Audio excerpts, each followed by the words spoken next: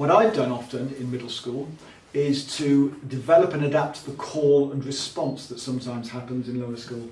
So, so I know that some lower school teachers will say at the beginning, we'll stand up and have either a posture to imitate at the beginning, and we'll say, good morning, dear class 1.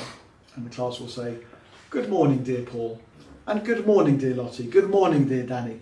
And acknowledging every other adult in the room, including Ofsted inspectors, which is great fun. So you have to find the Ofsted inspectors' names out first before they come. But it's the acknowledgement of humanity, really. And then, in terms of the choreography, there's a movement into the verse, where I look into the world wherein there shines the light, etc., etc. And there's different verses in different parts of the school.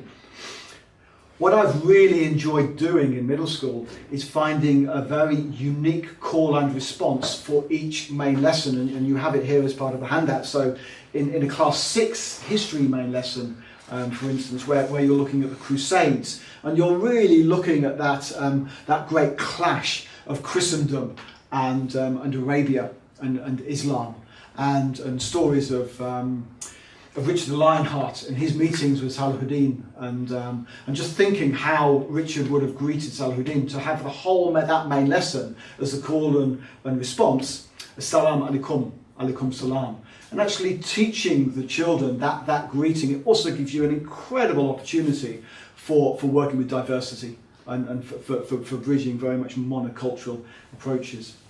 And then class 7 geography, looking at the age of European exploration, the Francis Drake poem. I have it here. Disturb us, Lord, is the call. And then the response is to dare more boldly. And that gesture of exploration from a geography point of view really mirrors the emotional chaos that's happening, that courage to actually be in the world that we face as a teenager. And then this one here, this was from a class 10 embryology main lesson that was very much looking at reproduction and sex, and to try and evoke something that was a little bit more artistic rather than the more narrow interpretation that you could have taken in terms of a science main lesson. And that bridging of arts and sciences is really a very fruitful area in any main lesson in terms of looking at interdisciplinary connections.